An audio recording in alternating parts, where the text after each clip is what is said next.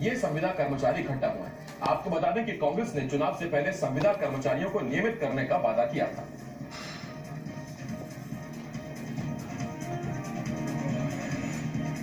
माननीय कमलनाथ जी से चाहते हैं अपने मुख्यमंत्री जी से कि हमारी नियमितीकरण करें, निष्कासन की बहाली करें। और आज जो मंच हमने बनाया हुआ है आज उनके लिए ही बनाया गया है। हमारे जितने भी प्रदेश अध्यक्ष है वो प्रदेश कार्यकारिणी वो सब जमीन पे बैठी हुई है और उनका इंतजार कर रही है, वो आए हमारे मंच से हमारी घोषणा करें। पीड़ा है वो हम माननीय मुख्यमंत्री जी के संज्ञान में पहुंचाने के लिए यहाँ पर हुए हैं कि हमारी जो मांग है नियमितीकरण और निष्कासित से बहाली, उन पर कहीं ना कहीं लोकसभा के पहले आदेश के रूप में हमें चूंकि पूरी तरीके से ये बात संज्ञान में है कि बजट का अभाव है, तो हम शासन के साथ हैं, लेकिन जो हमारी आर्थिक भार जिन पे आ रहा है नहीं आ रहा है, वो हमारी मांगे पूरी कर दी। छिंदवाड़ा मेयर आपके इस मंच में नहीं बैठ रहा है। बहुत जोरदार। माननीय मुख्यमंत्री जी, हमने सिर्फ आपको आमंत्रण दिया है, और कार्यक्रम भी हम और भी जगह जा सकते थे, और भी जगह जा करके और यहाँ पे 10 लोगों को आमंत्रित करके बैठा सकते थे, लेकिन नहीं, हमने 22 नवंबर को लिखित में खुला समर्थन माननीय मुख्यमंत्री जी आपको दिया था। हम कहीं न कहीं आप पर आशान्वित हैं, और हमारी रेणु बहन ने तो 22 नवंबर को कहा था कि आप हमारे मुख्यमंत्री हो। चुनाव के 5 दिन पहले आपको वीडियो आप लोगों ने देखा होगा, यानी संविदा जगत ने आपको पहले से मुख्यमंत्री स्वीकार लिया था। बहुत बढ़िया। पूरा संविदा जगत आशान्वित है आप पर। हमारी वेदना और हमारी पीड़ा, हमारी जो मांगे हैं, जो भी आर्थिक भार आ रहा है, वो आप लोकसभा के बाद कर देना, लेकिन जो हमारे साथी रोज टर्मिनेट होते हैं, उस आदेश निकालने में आपको, मुझे तो नहीं समझ में आता, लेकिन आपके पास हमारी शायद ये वेदना, ये पीड़ा, हम 22 दिन जनवरी यहाँ रहे, जगह जगह हम घूमे साथियों, जगह जगह हम गए, लेकिन हमारी जो वेदना और हमारी पीड़ा शायद आप तक नहीं पहुंच पा रही थी। तो आज हमने संख्या बल दिखाया कि मुख्यमंत्री जी वही लोग हैं जिन्होंने आपको लिखित में समर्थन दिया था, और आज सिर्फ हम आप पे आशान्वित हैं। आप आइए, या आप अपना प्रतिनिधि अपनी तरफ से हमें यहाँ पे भेजिए, नहीं तो ये संविदा आया है और निराश और हताश होकर के आंखों में आंसू भर के यहाँ से लौट जाएगा। माननीय मुख्यमंत्री जी, मेरी आवाज शायद यहाँ से लेकर के सीएम हाउस निश्चित ही इंटेलिजेंस के माध्यम से अब जा चुकी होगी। धन्यवाद।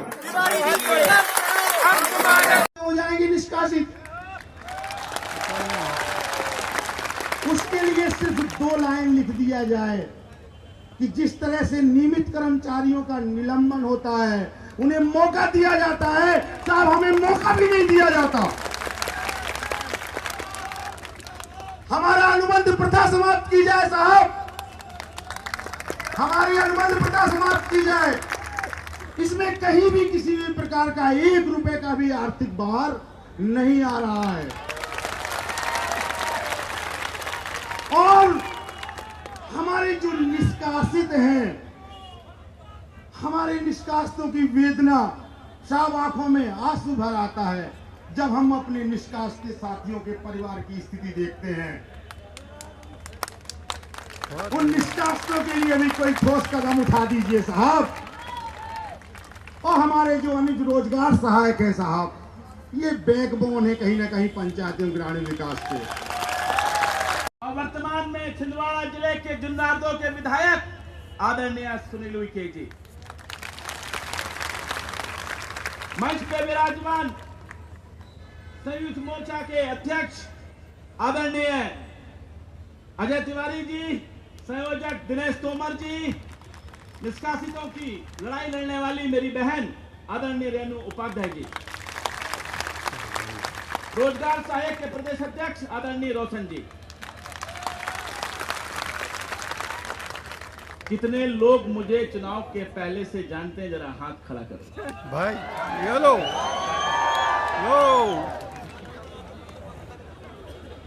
आज मैं आदरणीय ओमकार जी के साथ और आदरणीय सुनील उइके जी के साथ सरकार के मंत्री के रूप में नहीं, आपके परिवार के सदस्य के रूप में आया हूं। क्या बात है।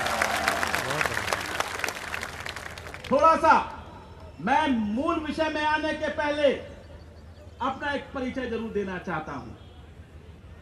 जब 2010 में पहली बार हम जिला पंचायत, मैं पहली बार और मेरे भाई सुनील उइके जी, आप सामने कोई बात नहीं, आदरणीय सुनील उइके जी जिला पंचायत में दूसरी बार और मैं पहली बार जब जिला पंचायत में पहुंचा तो इत्तेफाक से मुझे जिला पंचायत में स्वास्थ्य एवं महिला बाल विकास का सभापति बनने का मौका मिला।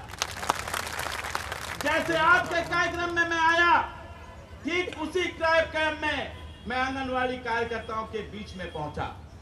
आंगनवाड़ी कार्यकर्ता को उस वक्त 1500 रुपए केंद्र सरकार और 1000 रुपए प्रदेश सरकार, 2500 रुपए प्रति माह मिलते थे। ये वेदना मैंने उस समय के तत्कालीन केंद्रीय मंत्री और आज के मुख्यमंत्री आदरणीय कमलनाथ जी को बताया कि ये हमारी आंगनवाड़ी कार्यकर्ता की हैसियत है। उन्होंने कहा क्या करना पड़ेगा? मैंने बोला आप केंद्र में बैठे हो, सबसे पहले आप अपना मानदेय दुगना करो। उस दौरान अगर यहां से मेरी संविदा पर्यवेक्षक आई होंगी तो शायद उन्हें मालूम होगा, 2010 में छिंदवाड़ा में कृष्णनाथ तीरथ जी की उपस्थिति में तत्कालीन महिला बाल विकास की अध्यक्ष रंजना बघेल जी की उपस्थिति में छिंदवाड़ा में कार्यकर्ताओं का मान दुगना हुआ और प्रदेश सरकार ने भी उनका दुगना किया, उनका 5000 हुआ। ये आपके परिवार के सदस्य और आपके भाई सैयद जाफर की पहली और सुनील उइके की पहली उपलब्धि थी। 2013 में फिर ऐसा ही एक संजोग हुआ और एनआरएचएम के लोगों ने, आशा कार्यकर्ताओं ने आंदोलन किया। कितने लोग एनआरएचएम के हैं? 2013 में आंदोलन हुआ, फिर इत्तेफाक से आपके परिवार के सदस्य, आपका भाई सैयद जाफर को मौका मिला कि कमलनाथ जी के समक्ष इनकी पेड़ा प्रस्तुत की जाए। 2013 में प्रदेश सरकार को नजरअंदाज करते हुए केंद्र सरकार ने एनआरएचएम की एचआर पॉलिसी, मानव संसाधन नीति की घोषणा की। ये हमारी दूसरी उपलब्धि थी। उस वक्त आशा कार्यकर्ता को 150 रुपए गर्भवती महिला की जांच के मिलते थे, 150 रुपए टीकाकरण के मिलते थे, मात्र 300 रुपए मिलते थे, 250 रुपए प्रसव की राशि के मिलते थे। कमलनाथ जी ने केंद्र सरकार से इनको 1050 रुपए निश्चित कराया। इनकी प्रसव की राशि को 250 से 600 रुपए कराया। ये आपके भाई और सुनील उइके की दूसरी उपलब्धि। 2017 में ओमकार जी आपको याद होगा, 2017 में तय हुआ कि मध्य प्रदेश की कमान कमलनाथ जी संभालेंगे। एक साल पहले हम बड़े जवाबदारी से बात कहना चाहते हैं कि कमलनाथ जी मध्य प्रदेश में पीसीसी के चीफ बनेंगे और मुख्यमंत्री पद के दावेदार होंगे। उस कमेटी में ये तीनों भाई मौजूद थे और सबको काम बढ़ रहा था, कौन कौन सा काम करेगा, कैसे कांग्रेस की सरकार बनेगी, संविदा कर्मचारियों को नियमित करने और निष्कासितों को वापस लेने का काम आपके सुनील भाई और जाफर भाई को किया। मैंने इसलिए पूछा कि आप में से कितने लोग चुनाव के पहले मुझे जानते हैं। मुझे आज भी याद है और आपके मुख्यमंत्री, हमारे मुख्यमंत्री जी को भी याद है कि 6 महीने हमने पूरी ताकत से शिवराज सिंह की सरकार को नकारा था कि संविदा को नियमित करो, संविदा को नियमित करो, निष्कासितों को वापस लाओ। ये बात हमने चुनाव के पहले भी की थी और आज भी कहते हैं कि संविदा को नियमित करो, संविदा को नियमित करो, निष्कासितों को वापस लाओ। बार बार आपका प्रतिनिधिमंडल सीएम साहब से मिलने की कोशिश करता था, मिला था। बार बार आपके प्रतिनिधि के मंडल के लोग हमसे मिलते थे, मैं उन्हें एक ही बात कहता था। अभी आप लोग वचन पत्र की बात कर रहे हैं, एक और उपलब्धि बताऊं, 28 नवंबर 2018 को चुनाव था, ठीक है, बोलो। वो दिन याद रखो क्योंकि वो दिन तुम्हारे भविष्य की शुरुआत थी।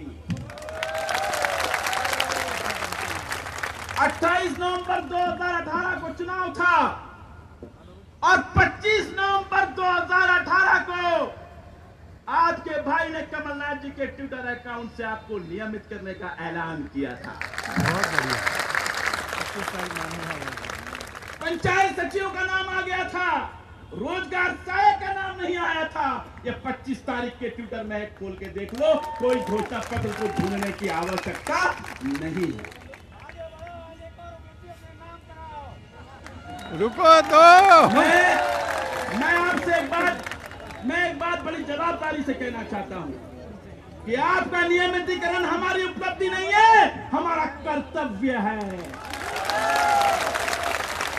आपकी नियमितीकरण आप पर एहसान नहीं है, आपने जो कमलनाथ जी की सरकार पर एहसान किया है उसका छोटा सा बदला।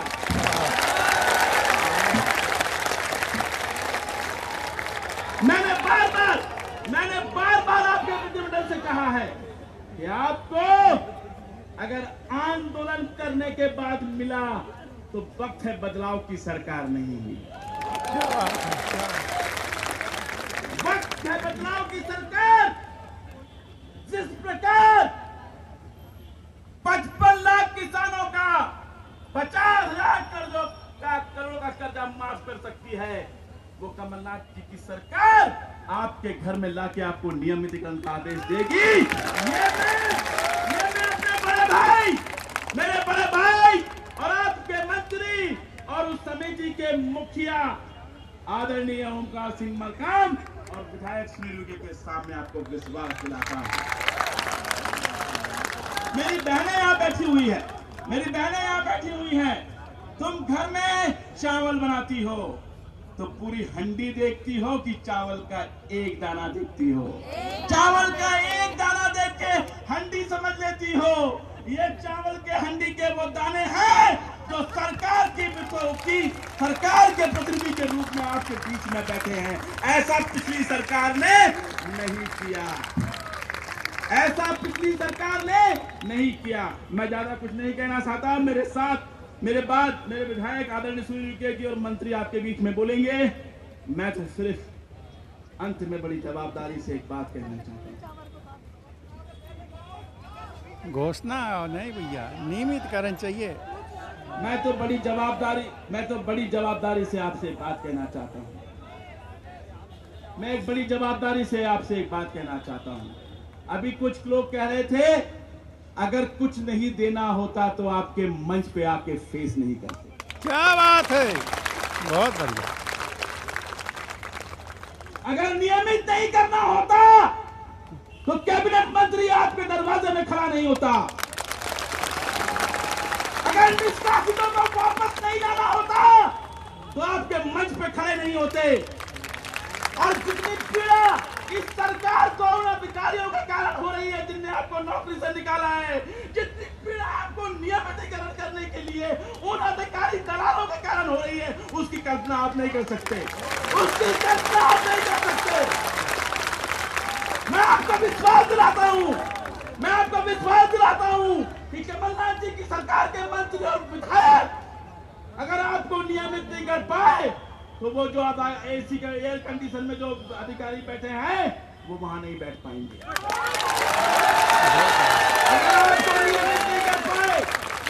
आपको नियमित नहीं कर पाए, आपको वापस नहीं ला पाए तो आप पीछे रहोगे और ये मंत्री और विधायक आपका नेतृत्व करेंगे, ये आपको विश्वास दिलाता हूं। और अंत में एक बड़ी बात कहकर अपना स्थान ग्रहण करना चाहता हूं। विधानसभा में आपने क्या किया ये किसी से छुपा नहीं है। लोकसभा में आप क्या करने वाले हो उसकी हमें आवश्यकता नहीं है। जो आपने कर दिया उसका कर्तव्य हम निभाएंगे। लोकसभा में के वोट के लालच में आपका काम नहीं करेंगे। जो आपने विधानसभा में हमारी सरकार बनाई है उसका कर्तव्य पूरा करेंगे। और एक बड़ी बात मंच से कहना चाहता हूं, मुझे बोलना नहीं चाहिए लेकिन इशारा करता हूं, लोकसभा में कम सीट आई तो क्या नहीं लोगे? उसकी तुलना मत करो। जो कर दिया है उसका ले। और अंत में एक बड़ी जवाबदारी से एक बात कहना चाहता हूं। कमलनाथ जी की सरकार के मंत्री, कमलनाथ जी की सरकार के विधायक और कमलनाथ जी के कांग्रेस पार्टी के प्रवक्ता होने की हैसियत से एक बड़ी बात की जवाबदारी से कहना चाहता हूं। अध्यापक वर्ग हो उसकी पॉलिसी में संशोधन हो रहा है और वो भी नियमित हो रहा है। संविदा कर्मचारी हो उनकी पॉलिसी में बदलाव हो रहा है, वो भी नियमित हो रहे हैं। निष्कासित कर्मचारी को वापस लाने की प्रक्रिया प्रारंभ है। लेकिन एक बड़ी जवाबदारी से आपसे कहना चाहता हूं कि ये सब होने के बाद कांग्रेस के एजेंट के रूप में काम नहीं करना, सरकार के एजेंट के रूप में काम करना। अगर हमने आपको कांग्रेस के एजेंट के रूप में उपयोग किया तो पुरानी सरकार और हमारी सरकार में कोई अंतर नहीं है। हमें आपको कांग्रेस का एजेंट में बार-बार अजय तिवारी और रेणु उपाध्याय को बोलता हूं, आज आप संकल्प लीजिए कि आप कांग्रेस के हित की बात नहीं करेंगे, आप भारतीय जनता पार्टी के हित की बात नहीं करेंगे, आप किसी पुरानी सरकार के बुराई नहीं करेंगे। आपको जो नियमितीकरण मिलेगा उस सरकार की जो योजनाएं हैं उस योजनाओं को गरीब तक पहुंचाइए, क्योंकि ये ओमकार भी एक गरीब के घर में हुआ पैदा हुआ आदिवासी है। क्योंकि ये सुनील उइके भी एक गांव के आदिवासी घर में पैदा हुआ विधायक है, क्योंकि जाफर भी एक गरीब परिवार में पैदा हुआ व्यक्ति है। आपकी ईमानदारी से आप लोग कहते हो कि आप लोग 1,84,000 हो, आप लोग कहते हो कि हम 10,000 निष्कासित हैं। अरे नहीं भाई, आप तो मध्य प्रदेश की 7.5 करोड़ जनता के भविष्य। मैं जानता हूं और अब बड़ी बात कहते मैं आपको अंत में बड़ी जवाबदारी से एक बात कह के अपना स्थान ग्रहण करता हूं कि जो सरकार अपनी फोटो छपाने में 300 करोड़ रुपया साल खर्च करती थी, कमलनाथ जी की सरकार ने उसमें अभी की तारीख में 200 करोड़ की कटौती कर दी है। आप क्यों कर दी है वो आप समझदार हो।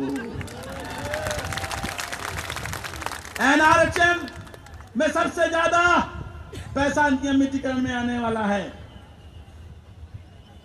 100 करोड़ से अधिक।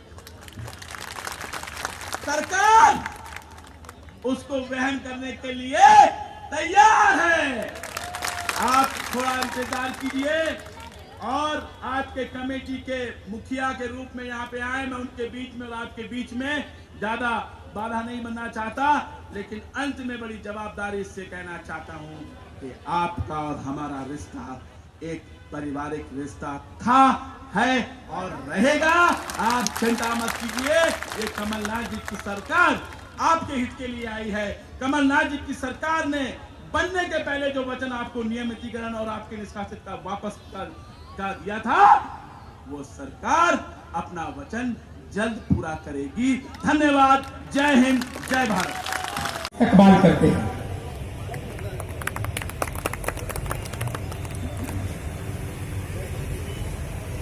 और जैसा कि कोई भी कार्यक्रम और मंच की शुरुआत जैसे मैं करता हूं, उसी तरह से ओम स्वस्ति न इंद्रो बृहस्रवाः स्वस्ति न पूषा विश्ववेदा स्वस्ति नस्ताक्षर्यो अरिष्टनेमि स्वस्ति नो बृहस्पतिर्दधातु बृहदस्वामरुतः कृष्णमातरा शुभं यावानौ विदथेषु जगमया अग्निर्जिभ्या सुचक्षुषो विश्वेनो देवा अवसागमन्ये भद्रं कर्णेभिः शृणुयाम देवा भद्रं पश्येमाक्षिर्जत्रा यत्रा नश्चक्रा जरसन्तनु मां पुत्रासो यत्र पितरो भवन्तु मानो व्यध्यायुगान्तौ ॐ सुमुखश्चैकदन्तश्च कपिलो गजकर्णका लंबोदरस्य विकटो विघ्ननाशो विनायका धूम्रकेतुर्गणाध्यक्षो भालचंद्रो गजानना द्वादशैतानि नामानि पठेद्धुनयादपि विद्यारंभे विवाहे च प्रवेशे निर्गमे तथा संग्रामे संकटे चैव विघ्न तस्य न जायते। हमारी जैसी संस्कृति उसके अनुरूप मां वाणी सरस्वती और विघ्न विनाशक श्री गणेश जी की हमारी जो वंदना है उसी के अनुरूप आज के कार्यक्रम का जो शुरुआत है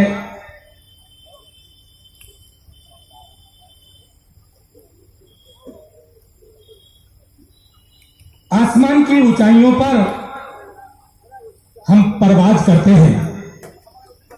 आसमान की ऊंचाइयों पर हम परवाज करते हैं और हमारे ये सब मेहमानों के सर हम सम्मान का ताज रखते हैं। विद्या की देवी मां शारदा को करके सजदा, विद्या की देवी मां शारदा को करके हम सजता और खुशियों से भरी आज इस महाकुंभ का आगाज करते हैं। आज इस महाकुंभ का आगाज करते हैं।